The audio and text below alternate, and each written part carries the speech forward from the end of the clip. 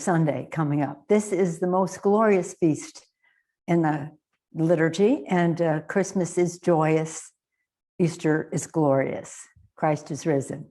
So I'm very, shall we say, excited about what is happening this week in this season of spring, this season of renewal, this season of Holy Week, whether it's Passover, Easter, Ramadan, whatever you observe or don't observe.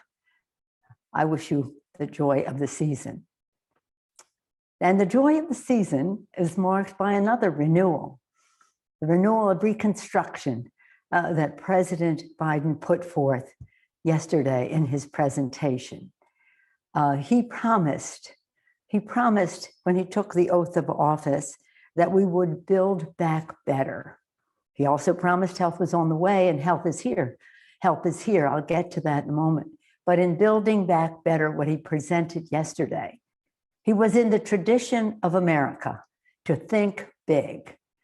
I always like to recall to my colleagues something I've said to you before. At the beginning of our country, Thomas Jefferson, he tasked the Secretary of the Treasury at the time, Gallatin, to initiate a Gallatin project, which was to build into America. America was expanding, Lewis and Clark expedition, Louisiana Purchase, and the rest. And President Jefferson tasked Gallatin to build infrastructure, Cumberland Road, Erie Canal, all kinds of projects like that, big.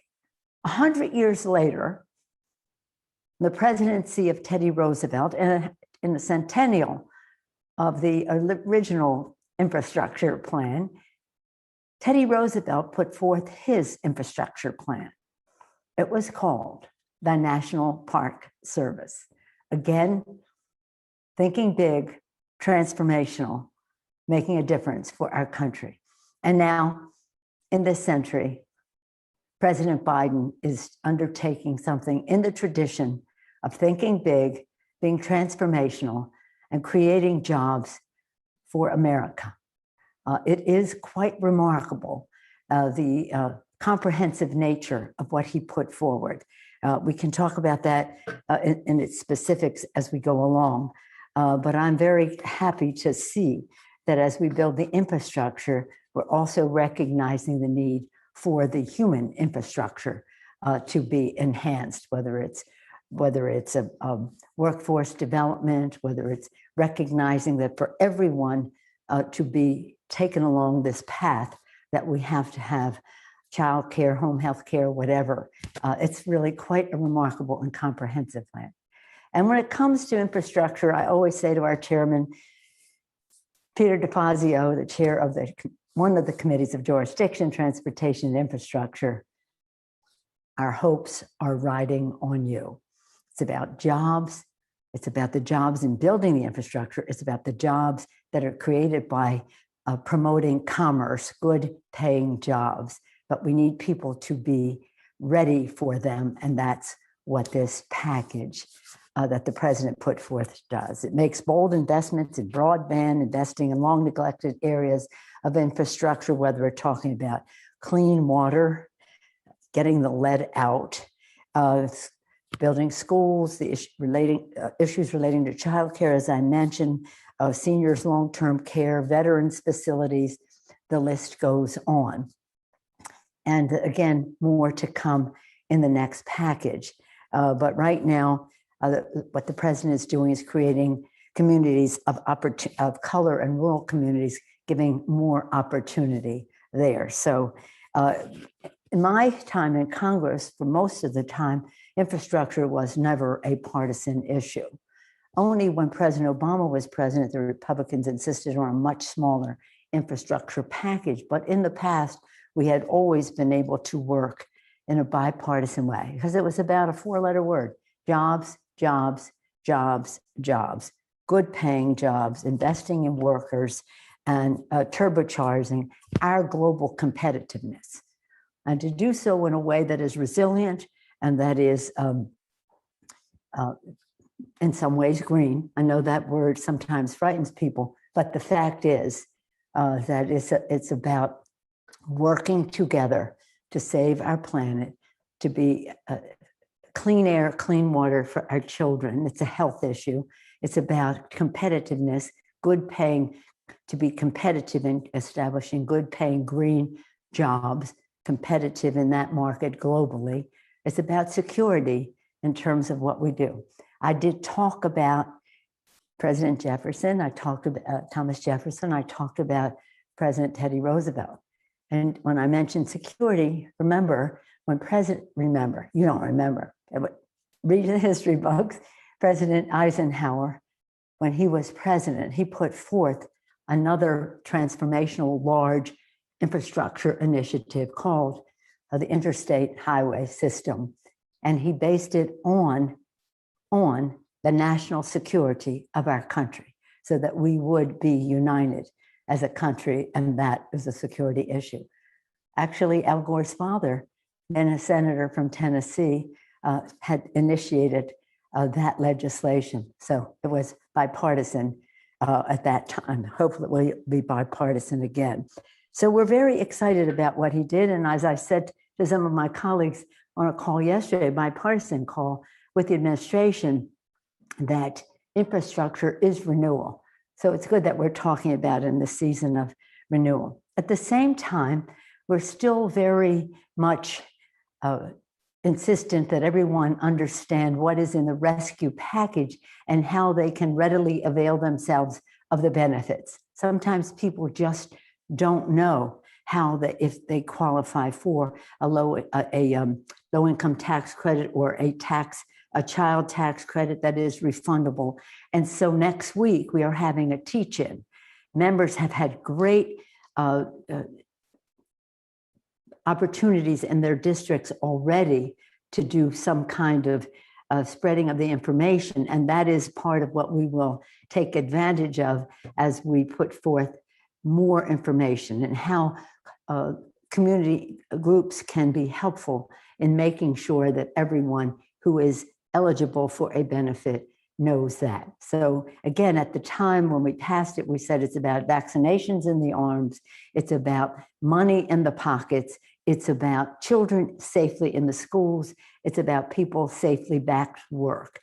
But in order for that to happen, there are many provisions in the bill that relate to childcare and the rest that we want to make sure people know how to avail themselves of it. So we're very excited about that. As you know, more than 100 million vaccines have already taken place, have doses in the first 100 days. The president said 100 doses in the first 100 days. It'll be closer to 200 million doses in the first 100 days. By April 19th, 90% of adults will be eligible for the vaccine and have access within 5 miles of their homes, and that is important. And on the economic front, well over 100 million checks have been distributed and more on the way. I'm very proud of the fact, because I feel so proprietary about the Affordable Care Act, that under the rescue plan, new ACA benefits will now be available, which will dramatically lower healthcare costs for millions of more people. And so again, the president has extended the enrollment period and the rest. This is, again, people have to know. How many times have you heard me say, President Lincoln said, public sentiment is everything. With it, you can accomplish almost anything. Without it, practically nothing. But in order for public sentiment to prevail, people have to know. And that is what we are engaged in, making sure people know what their opportunity is. And again, I repeat, next Wednesday, April 7th, we'll be holding our teach-in as part of our day of action to lift up how the package saves lives and livelihoods in our communities. I'm so proud of House Democrats for the courage that they have had to go forward with the COVID package. And now that was rescue. This is now into recovery, about jobs, jobs, jobs, jobs. And again, the president said in the campaign, help is on the way. Now we can proudly say, help is here. And by the way, more to come. Any questions? If you would like to be added to the queue to ask a question, please select the raise hand option under the reactions tab at the bottom of your screen. One moment while we wait for reporters to join the queue. Okay. So with all of these vaccinations, it's important for people to still remember to wear masks, because we want everyone to be as healthy as possible so we can truly, truly crush this virus. We now have the tools at our disposal as we wait for a member press to queue up. And I see a lot of hands raised now. So our Little first question yellow will go hands. to our first question will go to Emily Cochran with the New York Times. Hi, Madam Speaker. Thank you for doing this. I wanted to Hi, ask, Emily. given the allegations against Matt Gaetz, do you think he should still remain a member of Congress? Should he step down? And if anything, should he be removed from judiciary? Well, we have so much going on in our country that hopefully we will get back to. But in terms of that, and I think it's an important issue, the integrity of the Congress, not to minimize that. It just surprised me that that was the first question, and I'm really surprised. If in fact these allegations are true, of course, being removed from the Judiciary Committee is the least that could be done. But again, I think from what we've heard so far, this would be a matter for the Ethics Committee. All right, our next question will be Jake Sherman with Punchbowl News. How are you? I'm okay. I'm curious what you think of Gottheimer and his crew saying they won't vote for anything with changes to the tax code without the SALT caps undone. I'm curious what you think of that and how you see that playing into the package. Well, I'm a big supporter of their position, as you probably know. It was devastating to the state of California for the members, the Republican members of California, to vote against our state. And by the way, without any consultation with the finance director of the state as to what impact it would have on our meeting the needs of the people of California. They have the same view, I'm sure, in New Jersey, New York, other states that have been affected by this. And it was a political action on the part of the Republicans in a tax bill that gave 83% of the benefits to the top 1%, the injustice of it all. So I'm sympathetic to their position. I would say that I would withhold any comment about whether you're going to vote for a bill or not until you see what the bill is. But again, I share their exuberance about the subject of the SALT tax. It was mean-spirited to begin with, politically targeted. It had no place in that. Well, that was a tax scam to begin with, so it was a mess all around. But hopefully we can get it into the bill. I never give up hope for something like that. It means so much to the American people.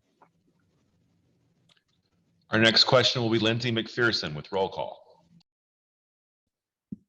Hi, Madam Speaker. Thanks for doing this call today. Hi, Lindsay. I wanted to ask, we've been in for a while now, if you are going to invite President Biden to do a joint session of Congress sometime soon. Yes, Lindsay, of course we will.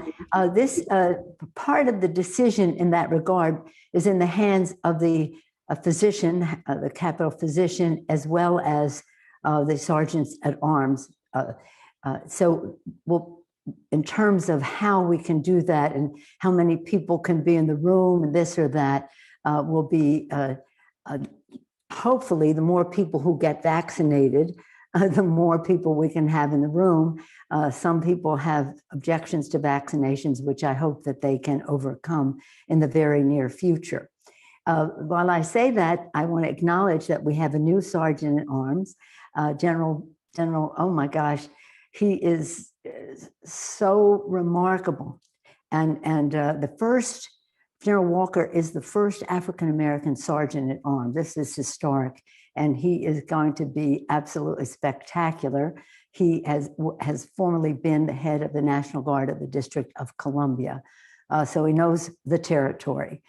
And again, we'll wait the advice of the Capitol physician, the sergeants at arms, about how many people can be accommodated. But whatever the number, we'll be ready whenever the president is ready to come, and we'll extend that invitation, which is the tradition. It's a collaboration. We don't pick a date, and they don't pick a date. We do it together, especially in time of COVID. which is this.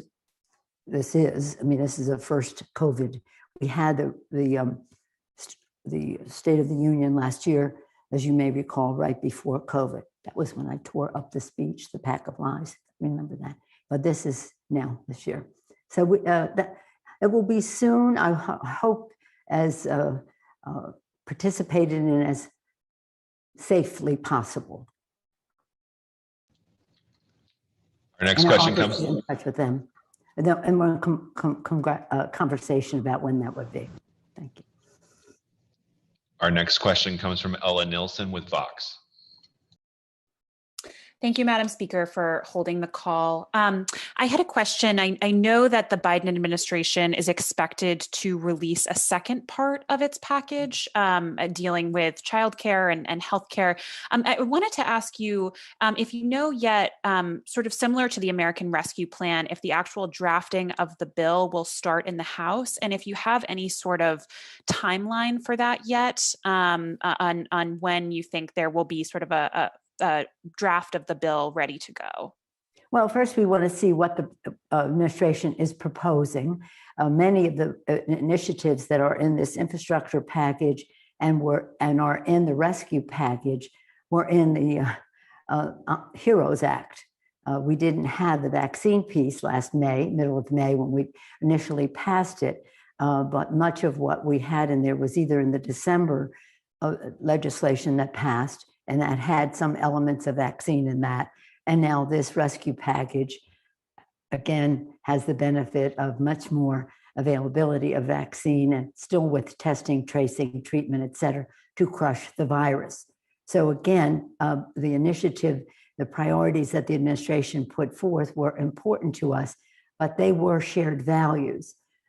As in this infrastructure bill, it looks a lot like what we did in the summer, which was our Moving America Forward legislation that had many of these same elements, but refreshed and expanded by this administration to recognize more fully how you cannot build the infrastructure physically without building the infrastructure personally, so that many more people can participate and more communities can benefit. So we'll see what the presentation is from the administration. But I'm certain we'll have shared values. How it is prioritized and to the amount of funding remains to be seen. Yes, we will if it's a spending bill, it begins in the House of Representatives. Yes, that would be the case. But right now we are, again, making sure people understand how they can benefit from the rescue package. We are building upon what we did, Moving America Forward, to blend with Build Back Better that the president proposed just yesterday. And we eagerly await, and I think it's going to be very good news for America's families because it will reflect the president's priorities and his values, which we share. But we'll wait to see what they present. We're waiting for the budget, which is imminent, the top line budget, sometimes called skinny, but it's really the top line budget. It ain't that skinny. It's just more top line and then the full budget to come. So all of this is the work that we are engaged in to the extent that we can until we see what the White House proposes. But remember, House appropriations bills, spending bills begin in the House of Representatives. Yeah. Our next question comes from Jonathan Nicholson with Market Watch. Thank you, Speaker, for doing this. I had a kind of similar timelines question, which maybe you can be specific on. You're leading doing reconciliation to ease this idea's passage. Do you have a timeline for when you guys want to do the FY22 budget resolution? And do you have an ending timeline? Labor Day or the August break, July 4th or the August break for getting, for wrapping up the infrastructure bill? Well, let me just say that the needs of American people are great. The infrastructure needs are self-evident. The American Society of Civil Engineers has demonstrated that we're trillions of dollars behind. There's no more expensive maintenance than no maintenance for our infrastructure. And it's a safety issue when it comes to bridges, as the president indicated yesterday. Having said that, we will prepare the bills and bring them to the floor when we are ready, not one day sooner, not one day later. And again, we look forward to writing a bill, maybe much of it in the first week of May for the infrastructure piece of it. And we'll see when the Senate then will act upon those proposals. And then we go either to conference or just amending each other's product. But again, I'm not one who sets dates because then you use that as a measure. No, when we're ready and we have the best possible bill, that's when we'll go forward.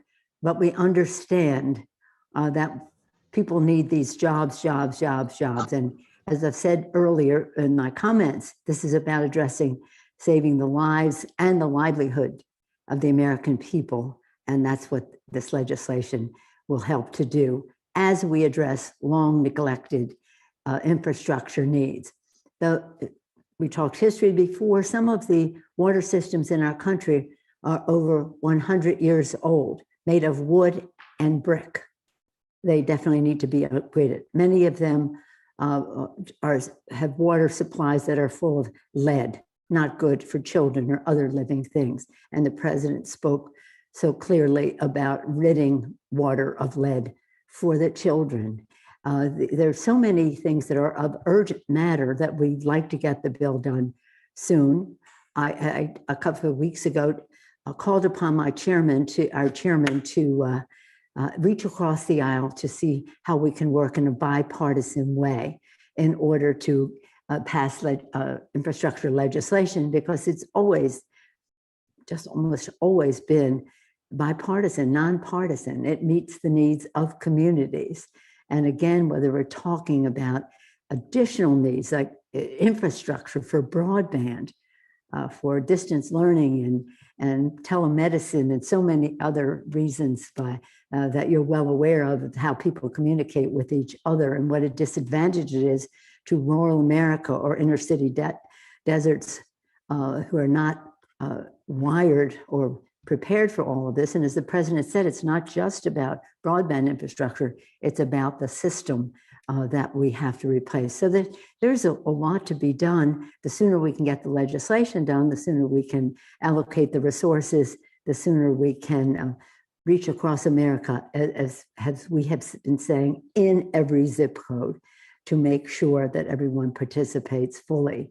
And again, when we're ready, we'll go to the floor. I don't set a date because we just are not, okay, but we're not in a position to do so until we see the breadth of the legislation, the work between the House and Senate, and the hope that we have for bipartisanship to get the job done as soon as possible. And our last question comes from Chad Pergram with Fox News. Okay, Chad, so I've been watching the Final Four. I think I've seen a piece of every game. We're glad UCLA is going to the Final Four. USC, I was hoping, but they would be playing against each other. Stanford women are going. That's a California piece. I myself, we're a Hoya family. We were hoping that we were glad Hoyas won the Big East and that they were able to participate in the March Madness. But for some of us, there was some March sadness, like the Maryland women. Stenny brings that up every call that we're on. So between March Madness